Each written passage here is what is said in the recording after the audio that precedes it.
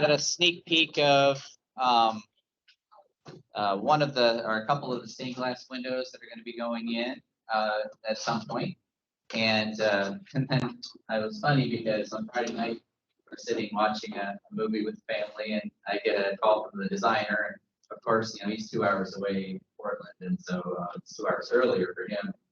It's like, Kurt, I just am not satisfied with the way this is looking. And so I need to change this. Oh, okay. And he goes, I just really, this was too geometric for my taste. I need to make some changes. I said, okay, all right. So, and so then he keeps talking about what he's going to do. And I'm going to send something. Okay, and I just keep thinking, it's a good thing we're paying you by the job and not by the hour, but make all the changes you want. No, so, but it really is. There's some really nice things that he's putting in there. They're going to connect really well with the 6 windows on the side, and we're going to take a look at those today and talk about the symbolism behind that. But I also wanted to talk about some of the symbolism of some of the things that we see. Now, we don't see our pastors typically wearing a mitre. This is usually reserved for, in the Catholic Church, you'd have the bishop wearing this. And so a lot of times these things that you might see, though, the pastors do wear stoles, though. And although they don't kiss them, I don't think in the sacristy when you're putting them on. Right? Yeah, okay. So, just checking, right? But it was, some of these things that the stole, though, is talked about during the ordination of how it is that light yoke that Christ has us wear. And so that is that bit of a burden. I mean, you are taking on that awesome responsibility of that office. And so in some denominations, the priest would kiss the stole when he put it on and took it off. But then the bishop's mitre, too, had these 2 points symbolizing that we most have to have that knowledge of the Old and the New Testament. And so when they would first open up a church back in the medieval times, the bishop would consecrate a church by marking the 12 columns of the nave or the choir with 12 crosses to symbolize and state that the 12 apostles are the true pillars of God. And so it probably also has that reflection on the 12 tribes of Israel, but also talking about the gospel message too. So the orientation of churches, especially in the medieval times, also had a lot to do with the symbolic nature of what they were talking about. So here we have one of the plans from, a Gothic cathedral. And the difference between Gothic and what we might say medieval cathedrals are a lot of times these series of radiating chapels that you have up at the top. Okay, this was a new invention. One of the first, Gothic cathedrals was designed by Abbot Suger at Saint Denis in France. And part of the reason was this, we talked a little bit about this with John Turin or the fragments of the True Cross and things like that. But there was a real rage in this worship of relics. And so sometimes people would buy these relics to attract people into the cathedral and give money toward that. And so it was kind of a money-making thing. And so Abbot Suger said to himself, well, a lot of times the monks, the nuns who are in this cathedral church are not able to go about and say their prayers and go about their, 7 times a day they have to worship because the crush of people are so great. And so he designed a church that had these radiating chapels where they would put the relics in to be venerated. And so people could walk outside of where the monks and the nuns would be, they would be going into this inner part, and then they could go outside here and venerate those relics and not disturb the daily functions of, people who were working in the nuns and the monks.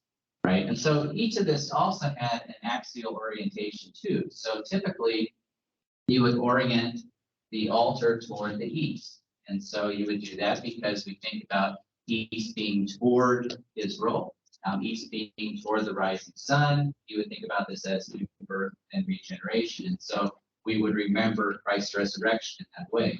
The west side has a lot to do with the second coming of Christ. And so on the west portal then, when you had that main entrance to the church, that's where a lot of the sculptural programs would happen, where you had Christ coming back in glory the second time. Okay, and again, we don't necessarily have our orientation for that. Some churches do. Some churches still have that Eastern orientation and go according to the compass points. Ours is a little bit, we're facing our chancel will be going toward the southwest, right? And so we have south and west on both sides. And so we're not really, that didn't come into account probably because of the way our current building is situated. Right? But then you also had on the north side, typically the north side of the church or of the cathedral symbolized the Old Testament. And so they talked about the cold and the dark and the years of waiting for Christ. And so those things usually had these Old Testament themes. And then on the south side, the warmth and the light that was coming through typically dealt with New Testament. And so good themes like that. And so, that idea of the building itself becoming this sort of microcosm of belief. So when we look at this too, there is this concept here of this transept, or these arms that would cross this really longitudinal design here. And again, this idea of the cross is built right within the cathedral itself. And so in these transepts, if you've been to the Chapel of St. Timothy and Titus on the seminary campus, it sort of does the same thing. You have these places where you can sit on either side of it. Now, typically in a cathedral, there would be an altar placed at the crossing, right at the crossing of these two arms. There would probably be another altar placed up in this area too. A lot of times you would have the choir, the places where you would have people who were singing on both sides of this, and then you would sing antiphonally back and forth during the service.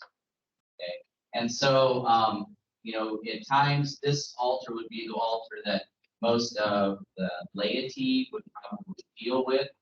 Most people never got into this area of the church. They had to go around, and so they never really kind of got into that space. And a lot of times those high altars were probably used more for feast days and things like that. Okay, yes. This is kind of trivial side point, but as we look at churches today, if the building is facing a certain direction, they preach on the left side, and it's the other way they preach on the right. Can you help me remember that? Are you familiar with that? It's I think like I don't know a whole lot about it. I could go with my own experience. I mean, my church in Kansas that I grew up with, I mean, it had the Eastern orientation, and the pastor preached on the left side. That's what yeah. I think if it's the other way, then they might they move around. Yeah. Right. It probably is, right? Okay. Or and that probably is part of it. And I don't know, does anyone else have that know that right off the top of their heads offhand? I know one that's the same as your church. Yeah. It faces east and they preach to the left. Mm-hmm. And so I know it. Yeah, and I think about like other churches in the area, like St. John, for instance, in Seward, the altar faces north, right? And so they still preach on the left side.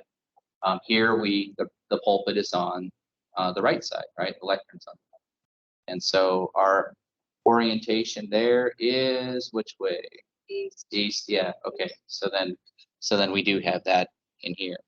So looking at our, then again, this is a little bit older still because of the actual additional mullion that's going to be in the window eventually. But this is, our orientation right now for the new sanctuary. And so, if you think about afternoons, we're going to have that light streaming in. But, in the mornings, we're going to have this sort of a, reflected light. It's going to be a sort of an ambient light that's coming in, which would be kind of interesting too. But within the liturgy, though, too, it also had this symbolic order. You had this sorrowful chant of the introit, and that expressed the long wait of the prophets for the Messiah. The choir represented the saints of the Old Testament who waited for the Messiah. The bishop then entered the church, and he represented the living Christ. His arrival symbolized the advent of the Savior.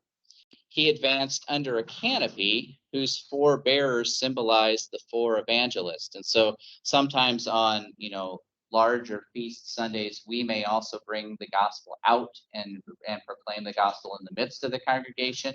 And a lot of times in some churches, you'll also have two people bearing the candles that are up at the altar. And then you may have one person bearing the book and another one with the crucifix. And so the crucifer is out there. So you have those four people out there, and then the pastor reads from the book. And so those four bearers would have symbolized the four evangelists. The two acolytes in this case, in medieval times, would have represented Moses and Elijah walking on either side. And so remembering that from the past too. So during the medieval worship, then the deacon would read the epistle. This represents the preaching of John the Baptist in the wilderness. He spoke before the Savior had made his voice heard. The Baptist spoke only to the Jews, therefore the deacon turned to the north or left of the direction of the Old Testament. When he was finished, he bowed before the bishop as the baptizer humbled himself before Christ. The reading of the gradual followed. This related to the message of the baptizer, a message of repentance. And then the gospel was read. This symbolized the Messiah's own teaching and was followed by the creed, the proclamation of the truth, and the faith that we believe in.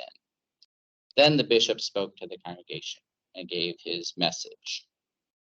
But in the Middle Ages, people also had this understanding that numbers had hidden powers. And I was going to talk a little bit about numerology in the Psalms, but I don't understand that much about it. But I know that certain Psalms have certain numbers and the way that the verses are set. And there are things within that were written in certain ways. And that would be a whole fascinating study. So I think about there was when Martin Luther had this quote about a lot of these, parish priests could barely read, the Bible. And then some of his contemporaries he was talking about, they were such fools that they didn't even understand the Psalms. And Luther was a brilliant person. I mean, he probably saw a lot of that in there. But, he was trying to make the point, too, that, it's right here in the Bible. You should be able to see that. Well, I think, not everybody can really, but it is kind of interesting when we think about that. But St. Augustine considered numbers to be the thoughts of God. Divine wisdom can be seen in the numbers that are imprinted in all things. The world was built on eternal numbers. Beauty is a rhythm. The science of numbers is the science of the universe itself. Numbers contain the secrets of the world. Therefore, numbers are found in the Bible. The numbers that are found in the Bible are sacred and filled with mystery. 12 is the number of the universal church. Jesus wanted to have the number of the apostles to be 12. And so the 12 is a product of 3 times 4. To multiply this is to announce to the world the truths and to establish the universal truth of which the apostles are the symbol. 7 is the most mysterious number of all. It's composed of 4, the body, and 3, the soul.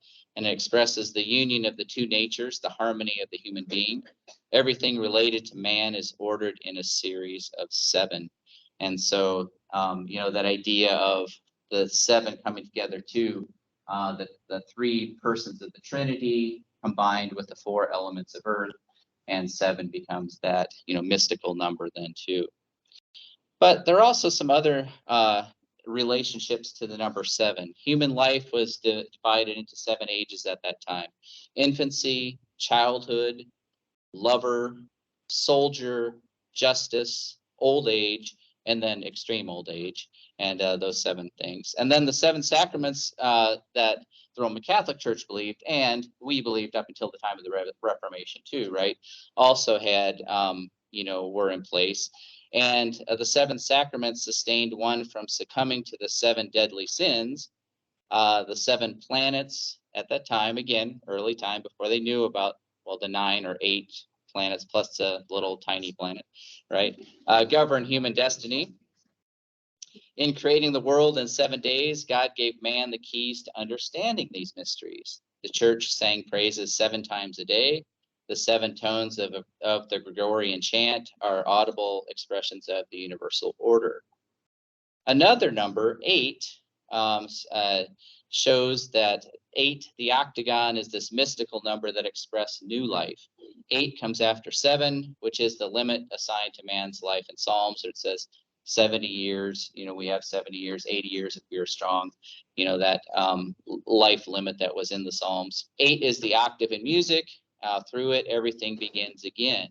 And so you get to the end of that, go from C, low C to middle C, and then it goes up to high C. It just keeps repeating. And so it is the symbol of the final resurrection.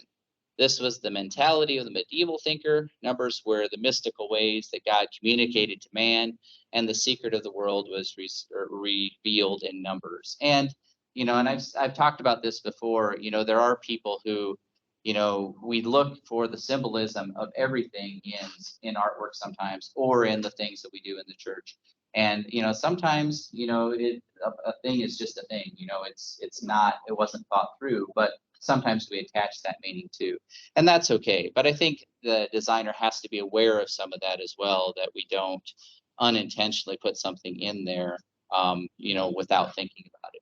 For instance, 7 is this number of completeness, where 6 is sometimes seen as the number of incompleteness, or the number of the devil, right? And so I was talking to Vicar Dan just before this about how I have this these 6 pieces that I rescued from Portland Lutheran right before it closed. It's hanging in my garage right now. I think there was probably a 7th piece, because it has to deal with things that are, in, resurrection. It has to deal with the Last Supper. It deals with creation. And so for a religious artist to create things in a series of 6 doesn't make a lot of sense. Seems like there should have been that 7th piece. Now, does the fact that I have those 6 pieces hanging up, does that make it bad? Well, probably not. But if I were to put it into a liturgical setting, I think I would probably want to add that number of completion and have it set. Did you have a question there? Okay. Sometimes, it's like school too. I'm just stretching. All right. One of the things that I'd like to talk about too is this whole sign of benediction. And so I think we talked briefly about it in one of the earlier weeks too. But the sign of benediction at the end of the service, whenever the sign of the cross is made upon somebody, it's always given with the right hand, the hand of power.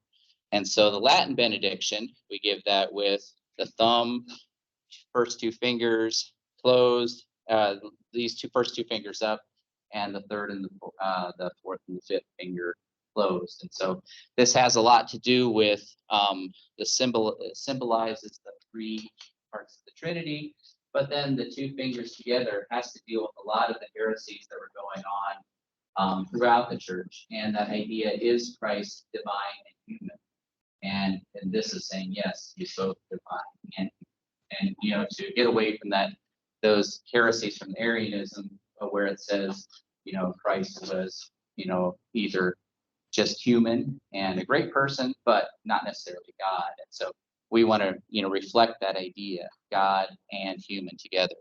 And so in the Greek tradition, though, the Greek benediction is done with the forefinger entirely open, the middle finger slightly bent, the thumb crossed upon the 3rd finger, and then the little finger bent. Okay, so you want to work on that? Let's try that out. Okay.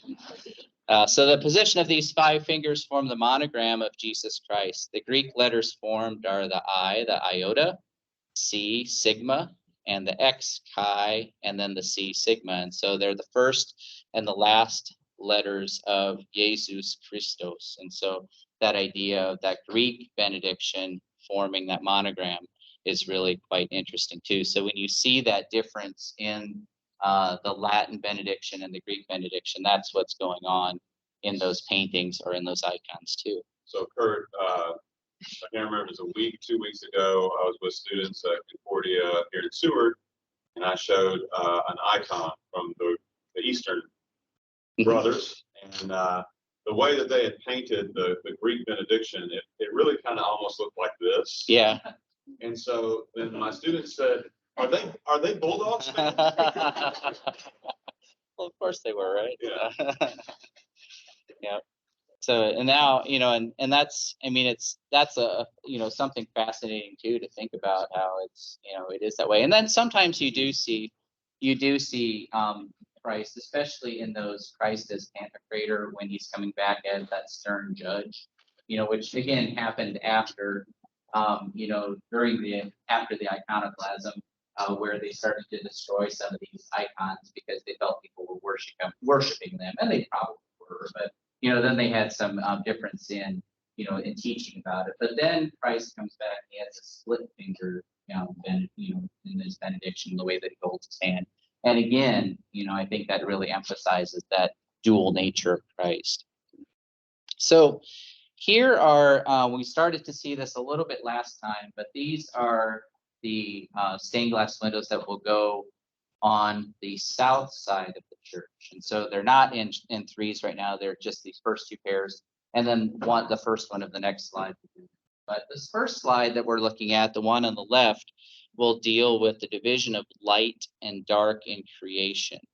And also heavenly light. And so we can start to look a little bit at that symbolism here. And we can kind of see that, this graph right here is kind of interesting because it splits right down the middle. But you can kind of see that division of, in the beginning, God created the world. The world was without form and void, and darkness was on the face of the earth, right? But then God declared, "Let there be light." And so then the light comes into the world. And so, as we're seeing that, this is, I think this, and again, I'm not the designer, so I'm just guessing, but this is a lot of times when we're starting to look at artwork that's a little bit more on the abstract side, we tend to first have to look at its formal properties. And what I mean by that is the shapes, the colors, the relationships of things together. And so as we start to look at these things, I start to look for things that I can recognize, like, okay, so I'm seeing these circles that are going around the bottom. I'm seeing that circle that's repeating. I know that this part of here is quite a bit different, and it looks more glorious than the simplicity of the stuff down here. Now, do we see the 7 planets or the 7 circles going on here? I don't think he's thinking in those terms right now. It's not the medieval thinker, right? But I do think you definitely start to see this downward trend of a lot of what the glory above here is kind of pushing down into earth, and this sort of a wedging as it's going down there, pushing in and creating. And I imagine there must have been some extreme, terraforming going on by God. Imagine the pressures and the volcanic activity and all this other stuff as this, separation of the waters and land occurred. Imagine having to put those tectonic plates in motion. And of course, the people in the Old Testament didn't think along those ways, but, modern contemporary view, we think about all that uprising that happened. So, and all that, trauma that would go on, right? But but God is doing this and pushing this, creating these things, and for the first time, light is shown upon this planet, which I should. But then the second one is the rainbow and the rainbow of God's promise. And so if you think back to, Noah on the ark, and after the ark had been beached upon the land, then they saw the rainbow, and probably for the first time. Now, again, I only have my own theories about why this happened.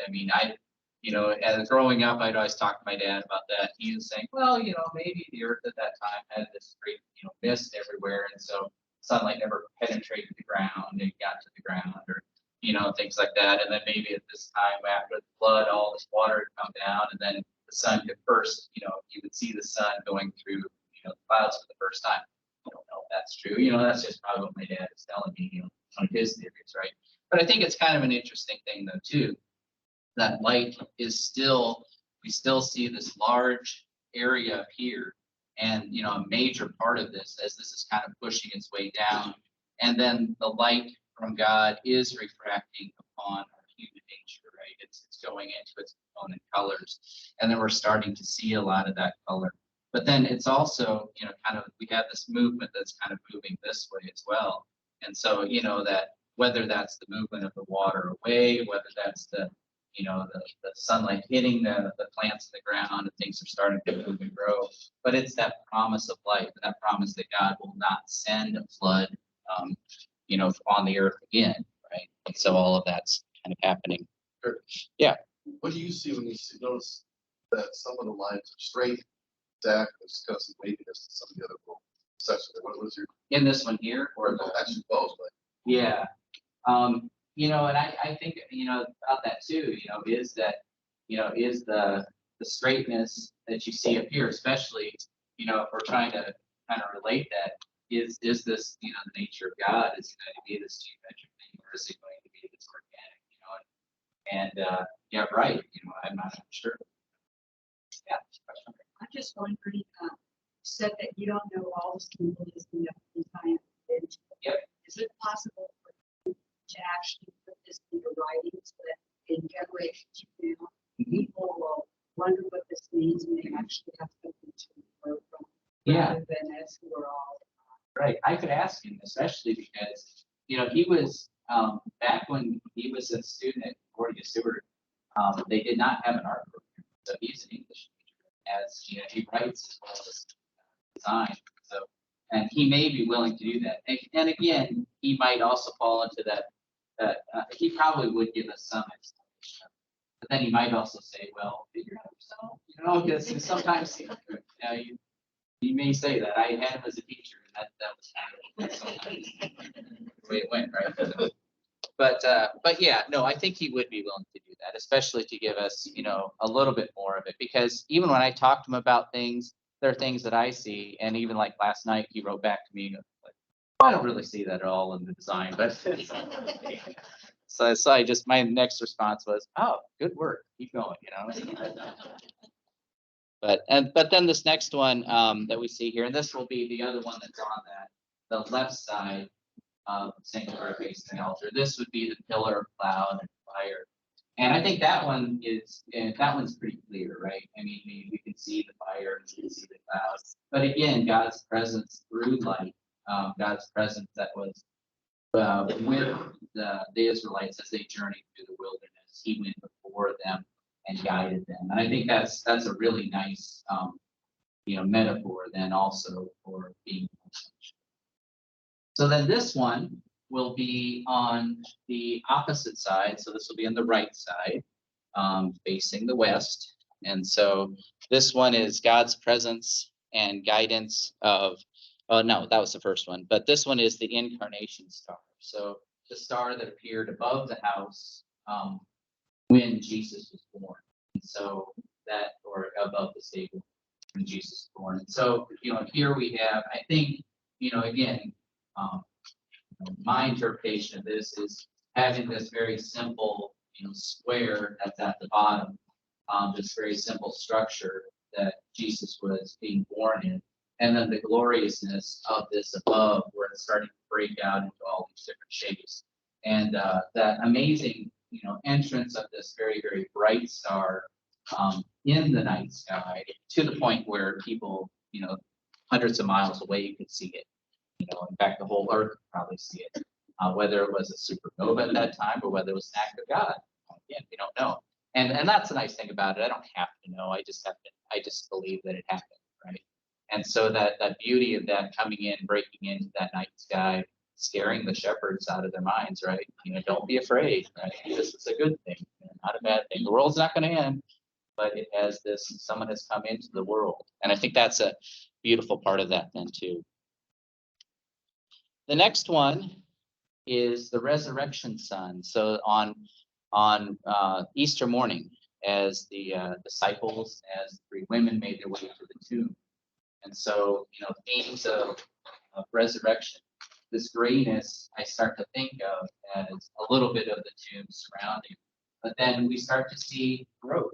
We start to see plant forms. We start to see other things that are happening within. Again, so life has been reborn. And also, I think has to deal a lot with the time period of Easter. Things are starting to grow up again. We're through the dead of the winter.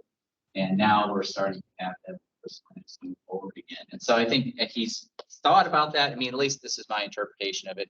It may not be so, but I think that's, again, I think it's kept abstract enough so that we can start to make those connections based upon, once we look at these and see these over and over. And I think that's the nice thing about it too, because I imagine too, as we, like right now when we come to church, we don't have a lot of things to focus us on. It's kind of loud in there, so we don't mind starting out talking. But I imagine when we're in the sanctuary and you have some of these symbols, that maybe aren't thought out yet. That time of meditation that can begin as you enter the sanctuary. And so I think about this too. Why does everyone quiet down when you go into the library? Is it because you've been told that the librarian's always judging you, or but when you go into an art gallery that's really huge too, and you can hear the clicking of people's heels on the concrete floor, but nobody's talking. I mean, maybe you hear these low murmurs and things like that. Why do people act that way in a museum that's not designated for any sort of spiritual purpose except to view art? Well, I think it's that the setting that gets you to, I don't know if it's because you don't want your voice to echo out there so that you can hear it. But I think about that with the church too. Now that we have the sanctuary, will our beginning of the service, or when we enter that, will that change? Will we start to become more meditative as we're starting to do this? And then I think these things give you that focus that you can kind of look at. The other thing I thought of too is, that we have in our hymnals this Christian questions with our answers for those who intend to go to the sacrament, right? And what if we open that up and go through those questions, as we're sitting down there thinking about these things on the windows, right? Thinking about the symbolism that we see in some of the things in the sanctuary. And we're going to have this great narthex out there, which is perfect for socializing. But then we cross those doors, do we then change our habits? I think that would be kind of interesting to see, but we'll see. But again, that's not up to me to tell you that. I think it's kind of how you as the congregation start to approach the sanctuary that we have, right? So the last one is the resurrection, the Pentecost, tongues of fire, and the tongues of fire in this last one. Again, it's sort of symbolic as that last one on the right side. What happened? Why were they given this ability to speak in all these different languages? So they could impress their friends at trivia night. Probably not, right? But so they could go out and talk to other people. And that's what we talked about. Our sanctuary is our way of bringing people in, and not so much that, yeah, come on in, give us your offerings, let's all pay for this. I mean, that's not why, right? We're bringing them in to tell them about Jesus, and we're going out to tell them about Jesus. The purpose of this thing next Sunday, right? Go out, and through your works, they will know you, right? And so, those tongues of flame, as we work our way around the sanctuary and see that last window there, a reminder of, our witness to other people as we go out into the world. So our current sanctuary, this is what we have. We have, and I didn't, and thanks, Jake, for taking these pictures for me. They were great. He had another one where we included the baptismal font in front, right? And I think it's a good placement because we do want to remember that. A lot of times the baptismal fonts sort of get shoved off in the corner and only brought out when necessary. But as a sacrament, I think it is important to have that in there. And I think our new sanctuary will kind of reflect that. But here we have the lectern and the pulpit. The pulpit has the Alpha and the Omega inscribed in the middle of it. The lectern, where the worship leader reads the designated scripture passages for the week.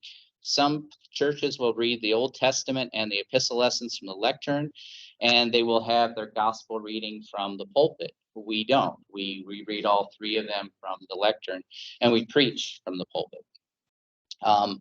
The churches then have the pastor preach a sermon from the pulpit, usually, and we do that, right? If a lay minister is giving a message, he might stand behind the lectern rather than stand in the pulpit. Now, I've also had it where a lay minister, if the pastor is sick and they have someone else read the sermon, they would stand in the pulpit, but other times, no, they stand in front of another lectern that's been set up. And I think that's, again, up to each church's individual practices. Okay, I think you could stand up in the pulpit, but again, it's I think a practice rather than a command, right? Our current church layout has an emphasis on the liturgy of the word, being both preached and read from scripture, with these two pieces that we have up here. And then we have the celebration of the Eucharist or Holy Communion. and that is shown by our altar that we currently have up here too. And the altar is it's a big rectangular piece, right? It reminds us of a lot of these catacombs or sarcophagi, these bone boxes that people would use for worship in the catacombs. It is almost like a coffin. It is somewhat where like the bones of the saints would have rested. It's in that form, but it's also reminding us that the Eucharist had taken place. So this carving by George Menberg, with the Last Supper up there, having all of taking from Leonardo da Vinci's painting, having those things there to really show that idea of this is for the Eucharist. This is for that the body and blood, sharing of the body and blood with believers. My design will be just a bit different. Instead of a separated lectern and pulpit, we'll have one single, what we're going to call an ambo. And an ambo is not a new word. It's an ancient word from the Greek. It typically meant a raised desk or a reading stand. I chose to combine the functions of the lectern and the pulpit into one ambo for a couple of purposes. Originally, pulpits were raised with acoustical sounding boards behind them to amplify the voice of the preacher, but we have a sound system, so that raising up on a platform isn't necessary. But we can proclaim and read from one place, okay? In the Reformation, in this Hartenfels Schlosskirche chapel, where Luther would have preached, it was designed for him to preach from, and I think they said he preached close to 1,000 sermons from this pulpit. But this chapel here is one of the designs shortly after the Reformation built to the specification. And then a lot of churches have copied that since. But if you look at that, there is a probably small reading table down on the bottom, but the pulpit is quite ornate. You have paintings up here, you have carvings down below. It has this sort of acoustical sounding board here, but it is not in the front of the church. It comes out about a third of the way into it, probably so that everyone could hear. And again, we don't need that necessarily to have to come out that way, but it's interesting the pulpit was not in the front. Okay. So Kurt, can you go back to your ambo and talk about some? I will. Yep. Yeah. So yeah. So Pastor will not be preaching 10 feet above. No. And what's your next, sir? Yeah, right. You would think training. So yeah. But I do think, though, that if you look at this visually, the balance is really heavy to the right side. You have that ornate part of it, and it really feels like, there should be something on this left side here, and there's not. And so, again, we wanted to kind of, avoid that a little bit. So having one ambo allows us to balance the presentation of the word with the means of grace through baptism and Holy Communion. So we'll have three major pieces up on the sanctuary floor, and it will be the ambo that's balanced by the baptismal font, and then the table will be in the back of it. It also reminds us of the priesthood of all believers and eliminates the barrier between the clergy and the laity. And so that idea of that tradition of pastor only in the pulpit or lay readers only at the lectern.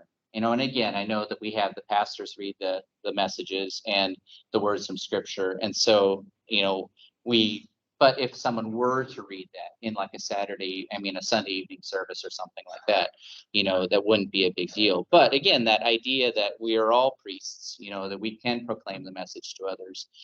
We don't have to have one person who is like the authority, although we do like to have that because it keeps us doctrinally sound, right? Because they have gone through the study at the seminary, right? So, and they can also, in that advanced study, I think is helpful because, I don't read Greek, I don't read Hebrew. So for me to go back to the original text, I wouldn't understand it. And I think it's good to have somebody who can have that deep knowledge, right?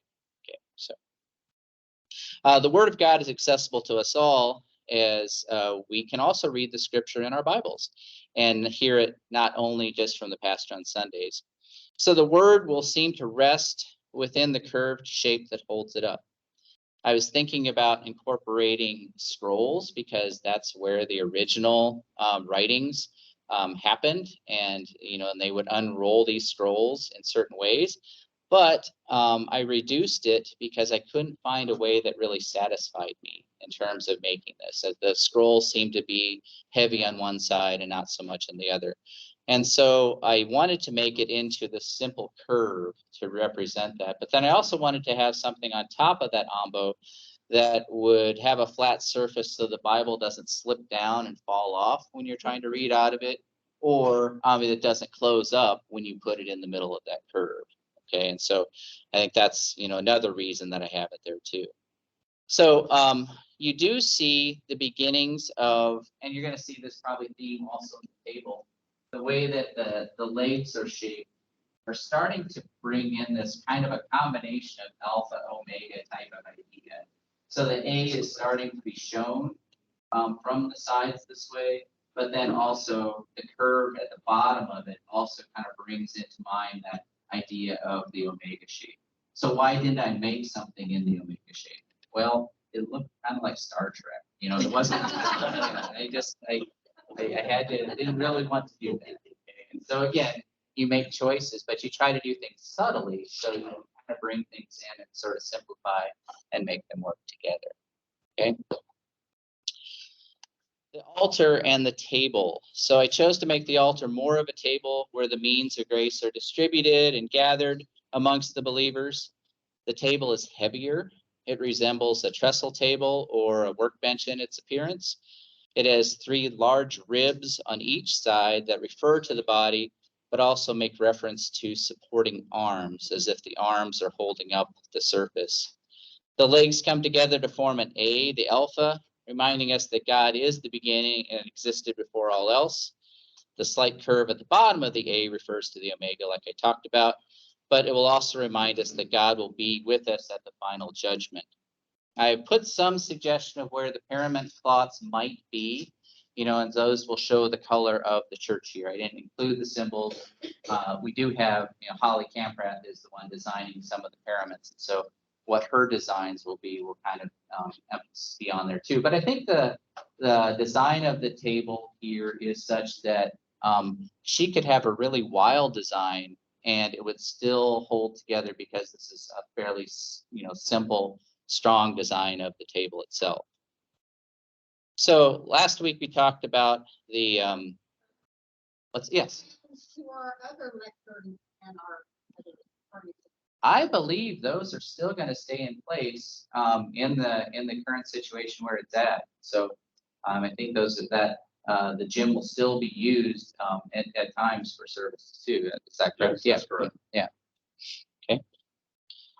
So the top of the table will normally have a linen cloth on it. And I believe that you won't see what I'm showing you here. So I chose to make this a little bit more transparent in what you're going to see. And so the idea behind this, we were talking about the Shroud of Turin last time, and my belief is that the shroud is probably not the same shroud that covered Jesus. And again, if that's your belief, I think you're fine having that. But I wanted to also show it sort of influenced me in my design of the top of the table.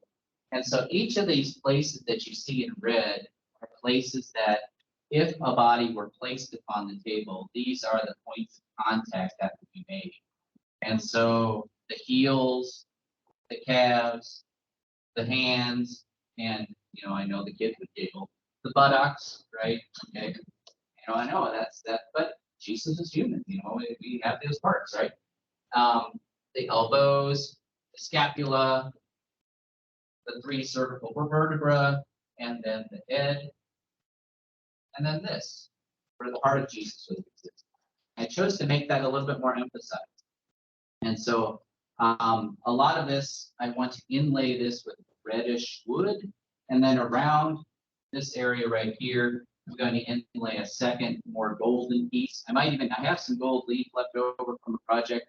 I may even gold leaf that, and then that would be covered with a finish so that it wouldn't peel away.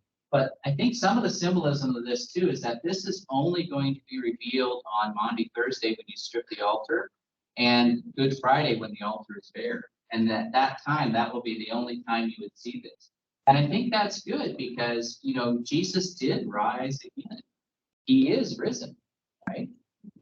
And yeah, and so we don't have to have that corpus on the cross. We know that it's under this linen, this veil, right? And then and I think that idea of it too is kind of a, you know, kind of an interesting thing.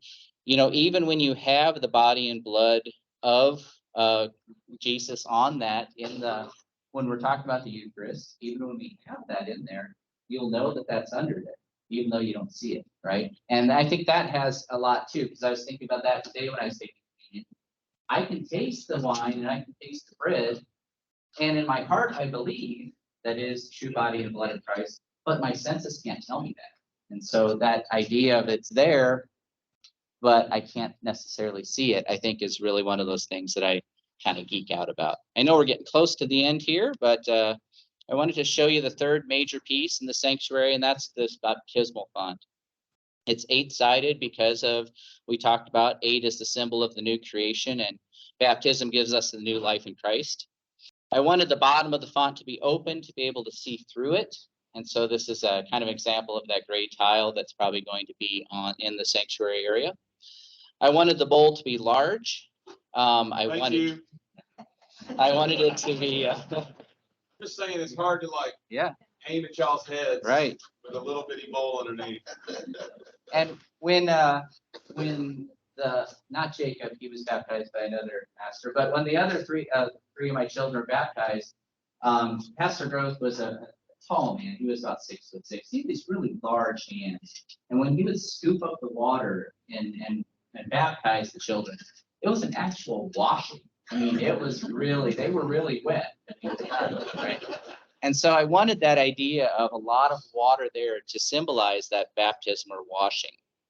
I wanted a form that can resemble a dove at times. I wanted it to resemble wind. I wanted it to resemble a shell, and partially all of these together. But I also was thinking of Jonah and his 3 days in the fish. And so it sort of resembles a large fish in the same way too. But that idea of 3 days in there and Jonah being regurgitated up, that rebirth in a way, and then, you know, go on to Nineveh, you know, and things like that. So, but I wanted that all to be kind of placed in there. And Jonah was really a prefiguration of Christ's 3 days in the tomb too. So new birth, regeneration, resurrection, sanctification. The top ideally will be made of porcelain. Porcelain's kind of tricky, so it may take me a couple tries at it. But the whiteness of that porcelain also symbolizing that white robes of righteousness that we receive after our baptism. And so that's really where all of that is going. And then if you think about approximate placement, table is about, you know, 3 by 6, so probably about the same size, but more open underneath here. Ambo in this area, baptismal font. And then this wall is to be determined, still to be designed, right? I've got ideas about it too, because you know, we've got lots of stuff to talk about that we don't have in the symbolism of the things we have. And so the form of that is going to be kind of interesting as we go along. Question? I've got a question on the shape. Yeah. Why is the one that's horizontal so much wider than the one that would be vertical? Because the vertical one would be the one that's supporting the majority of the gate. Right. I think that might just be the way it's presented right now. I don't think this is not this is just a placeholder cross right now. So the way that cross will be eventually, you know, it does. It looks quite a bit wider. So, but I think that's partially also because they're trying to show depth under there, so it's maybe that thick, and maybe they're not showing as much depth. That's probably the response. Other questions? Yeah. Stained glass. Yeah. They're gonna be the size of windows. So they will be the size of these windows. Yeah. So they're going to be there's a lot of it. And the one thing I was gonna mention about it too is that, you know, you really, when you think about light as God's presence, you really can't see light except in darkness. But that's why the medieval thinkers also wanted stained glass so that you could see the light shining through and colors. To be clear, you're not going to walk into your first service with stained glass. We have a design for stained glass. How quickly will we have stained glass? How quickly can y'all find the money for it? So you will not walk into stained glass. You will walk into transparent panes of glass. Yes? Yes. Okay. Just wanted to make sure. Yeah, that yeah. Set up a. An expectation, But you right? will walk in, your expectation can be the altar, the ambo, and the baptismal font. Mhm. And I have then, a curiosity question. Yeah. There's a stained glass place down in Peter Hill Uh-huh. neighborhood. I just want to be done there someplace else. I think what we have in mind is a person who worked for the Center for Liturgical Art for years. He's now retired, has a lot of time. And he and the designer have worked together on many projects. So like the windows in Fremont and Beatrice, I think all of those marks actually constructed. So that's. unfortunately, we're over time. Oh, yeah. Do you want one more week, or do you think you've covered? I could come back at a later time once I have more to show. Yeah, How about yeah. that? Okay. Okay. Then next week, we'll return to Romans. Thank you, Mr. Bergdolt. Oh, not next week, because we're serving, 2 weeks, you know what I mean? Do as I mean. For now, all I can do is look at this stuff. Yeah. This